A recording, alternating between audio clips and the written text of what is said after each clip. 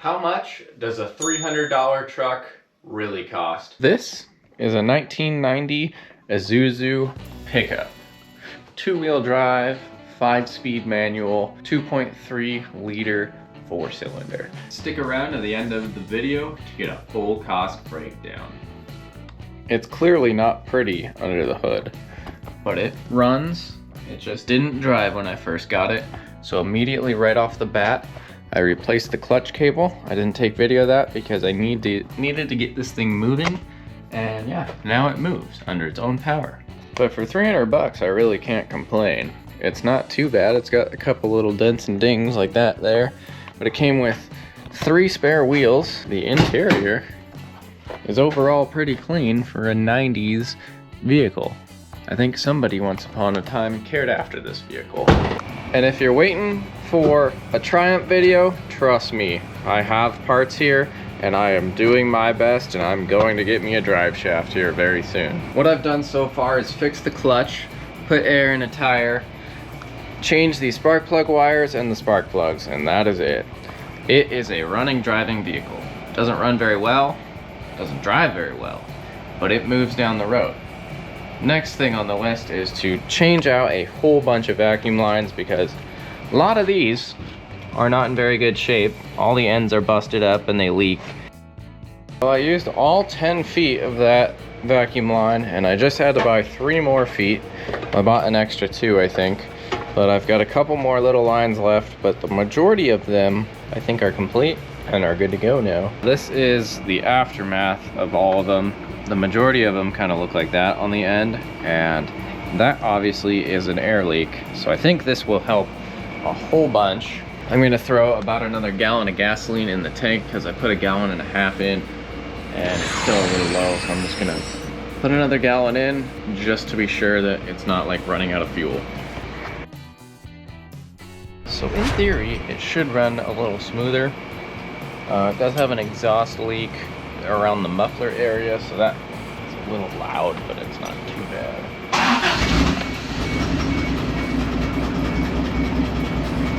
Seems a little smoother, but not as much as I was hoping. Oh, it's definitely a little more consistent.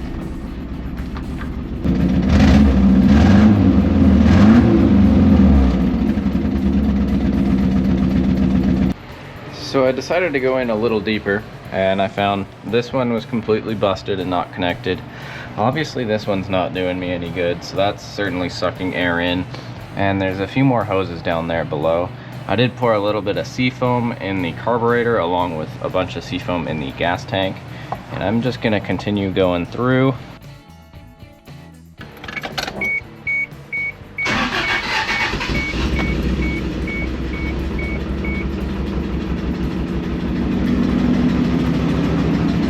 I think that's running better.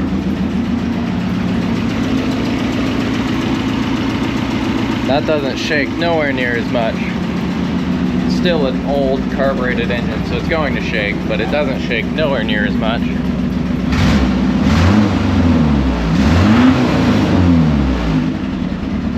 That's way better.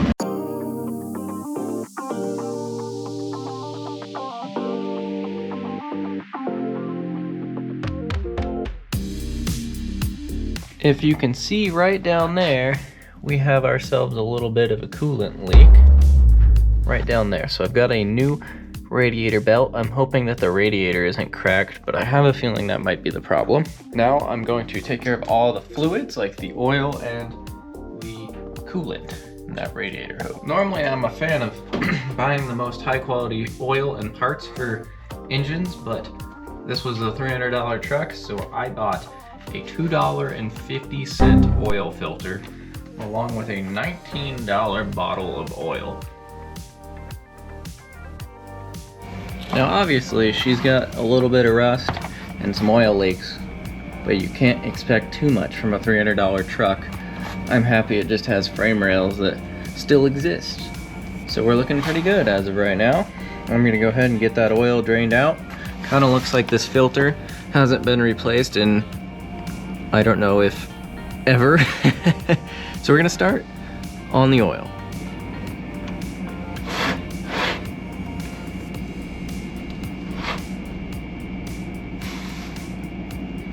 Yeah, that's some dark oil. I'm guessing it hasn't been replaced in a while. I don't think this oil filter's been off or has been replaced in a very long time, so that's not really a good sign.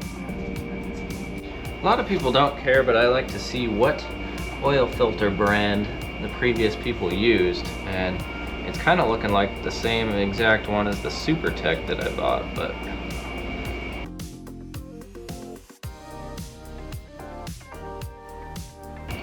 there's no labeling on this. It's just a white oil filter. Crazy. A brand so bad that they won't even put their name on it. You guys pre-fill your oil filters? I also write the date and mileage on them too, especially if it's a car I'm probably not going to keep that long.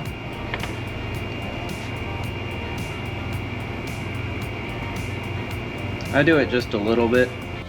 The internet claims about 4.2 quarts. I'm probably going to give it 3 and then check the dipstick, see if it's close. Now we're gonna get the radiator hose swapped out, the lower one. The upper one still looks good. I'm really hoping that the radiator itself isn't cracked.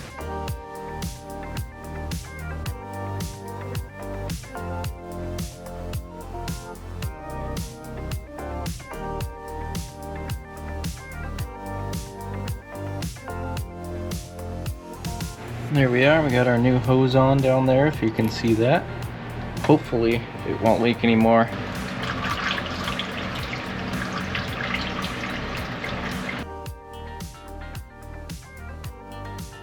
Now we're going to toss in a new air filter while that system kind of bubbles down a tiny bit. This one's a little old and dirty, so a new one should help it out quite a bit. And now it's a pretty smooth running vehicle. It's just obviously bleeding out the coolant, and I also need to fix the exhaust leak. Well, as you can see, the radiator is now out of the truck because it did not hold fluid. I found a good deal on eBay and ordered that one. It's just gonna be some random one, probably Chinese made crap, but this truck has 220,000 miles on it. And speaking of 220,000 miles on it, we are gonna do the timing belt because that seems like the normal thing to do. Normally the radiator shroud is a good thing to keep on the radiator, obviously, because it directs airflow, but it appears that's not going to work.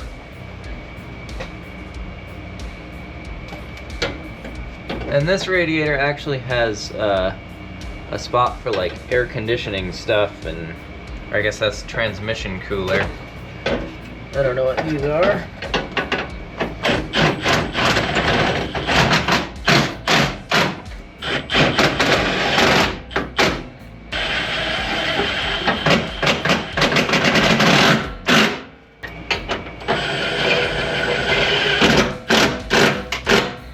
Well, the pup may have come with 5 different tires, but, or not all different, but there's 2 snows. 2 of them, 2 of the daily driver ones, leak air very slowly. I think this one holds air, this one does not. So I'm gonna take that one to the local tire shop, or both of the bad ones to a local tire shop, and have them look over them, swap the good one onto the front, and be on my way here soon, because I can't legally drive studded tires here in the summertime. Not that I would want to do that anyways.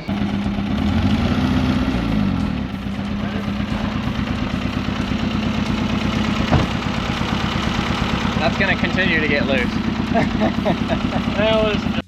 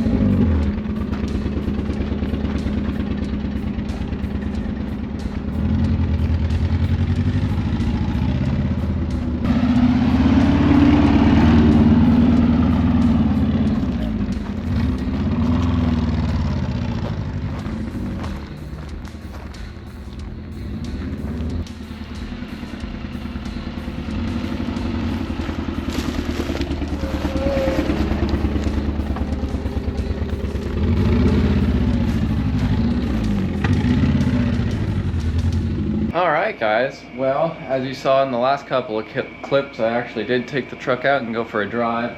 I took the canopy off and I also fixed the taillights. The taillights had a broken wire on it. I replaced all the bulbs in it and it still didn't work, so at the time I was kind of annoyed, but now I replaced the bulb and fixed the wire, and now that all the rear lights work. The bed obviously is kind of disgusting, so I'm going to pressure wash the whole truck. But I wanted to test the truck out in a safe manner, so I kind of took it to an ORV park just to see if something was going to break and be bad if I was like in traffic or something like that. Other than losing the brake cap, so I lost all pressure to the brakes when the cap popped off. So there was that was kind of spooky, but got the cap back on there. I'm going to do the front brake pads and bleed all the brakes eventually. I ordered the pads, those were like 20 something dollars. Alrighty, so how much does a cheap low buck truck actually cost? So I've got pretty much every single category here of things that I spent money on, all the way down to gas money. So we'll start $300 for the truck. That was with a clean title and all that. $300 out the door, no questions asked. Towing it was 20 bucks for the gas because I have a trailer, or I don't have a trailer, I borrow a trailer, and obviously truck, so 20 bucks for gas, $70 for a new battery, $45 for new plugs and wires, half a can of seafoam, $4, oil and filter was $23, coolant and distilled water was $20,